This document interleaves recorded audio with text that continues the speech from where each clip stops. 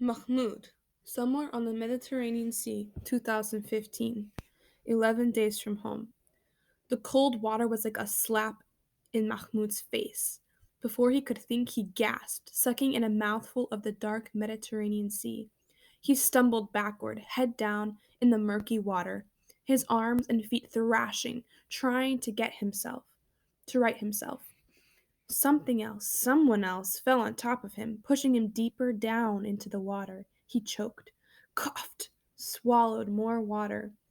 Bodies tumbled into the water above him, beside him, below him. His knees struck something hard and sharp, a rock, and he felt a cold flash of pain that quickly disappeared into blind, senseless terror. He was drowning.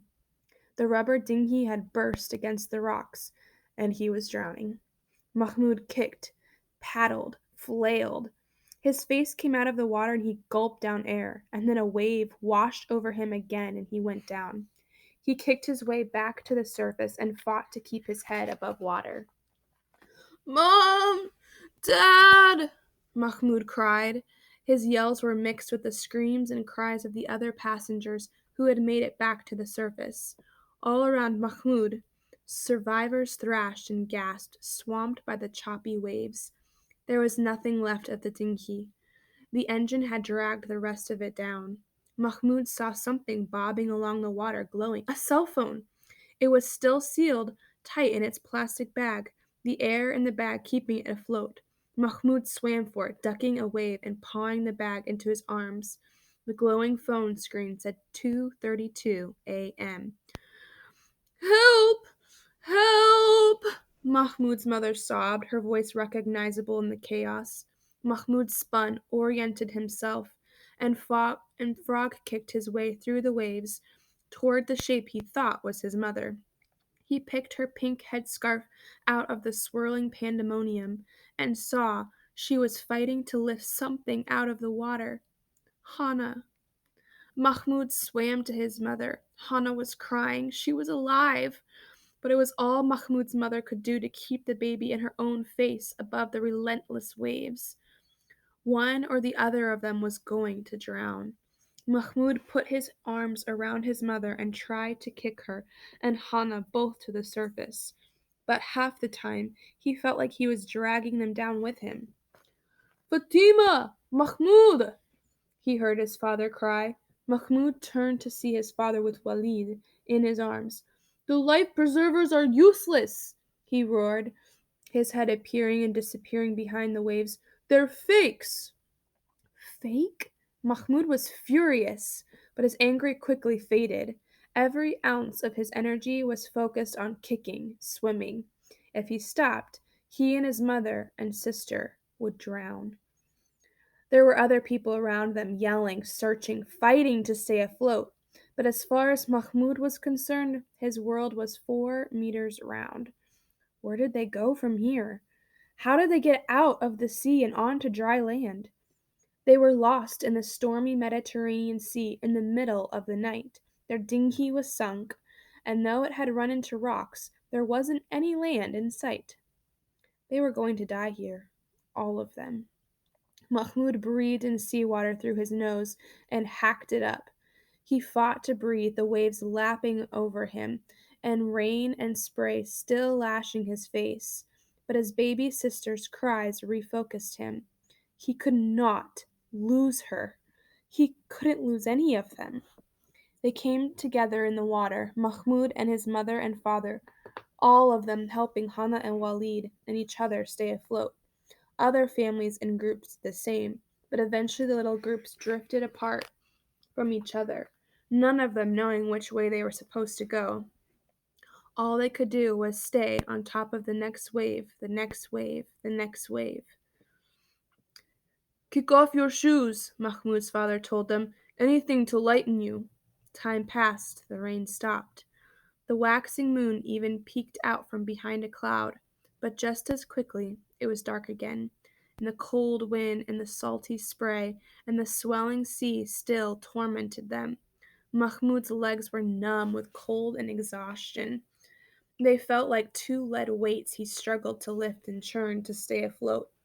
His mother had been quietly sobbing for what seemed like forever. Her arms no longer held Hana above the water, but just on top of it, like she was pushing along a tiny barge. Mahmud's father did the same with Walid, trying to save his strength.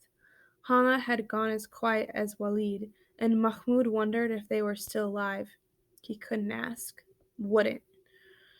If he didn't ask, he couldn't know for sure, and as long as he didn't know for sure, there was a chance they were still alive. Mahmud slipped beneath the waves once more, longer this time. It was getting so hard to come up again, to keep himself afloat. He rose again, pushing air out of his nose, but he was tired. So very, very tired. He wished for a respite from swimming, just a moment to sit without working his legs and arms, to close his eyes and go to sleep. Water was sloshing in and out of Mahmud's ears, but he thought he heard a drone just above the howl of the wind. In Syria, that sound would have sent him ducking for cover, but now it made his eyes widen, his legs kick just a little harder, a little higher. There, coming at them out of the darkness, another dinghy full of people. Mahmud and his mother and father waved their arms and cried out for help. At last, the people on board saw them, but as the dinghy came closer, it didn't slow down. They weren't going to stop. The front of the dinghy chopped past Mahmud, and he lunged for one of the handholds on the side. He caught it and grabbed his mother before the dinghy pulled him away. He swung Mom to the side of the dinghy, and she grabbed hold, the wake from it almost swamping Hana. Behind them, Mahmud's father also reached for the dinghy, but missed. It churned along, bouncing in the chop, and Mahmud's father and brother disappeared in the darkness. Dad! Dad! Mahmud cried, still holding on to the dinghy. Let go! A woman in the dinghy yelled down at him. You're dragging on us! Let us in, please, Mahmud begged. It was all his mother could do to hang on to the dinghy and to Hana. We can't. There's no room, a man inside the dinghy yelled. Please, Mahmud begged. We're drowning. I'll call the Coast Guard for you, a man said. I have their number on my phone. Another man reached down and tried to pry Mahmud's hand from the dinghy. You're tipping us. Please, Mahmud cried. He sobbed with an effort of fighting off the man's fingers and hanging onto the dinghy. Please take us with you. No, no room.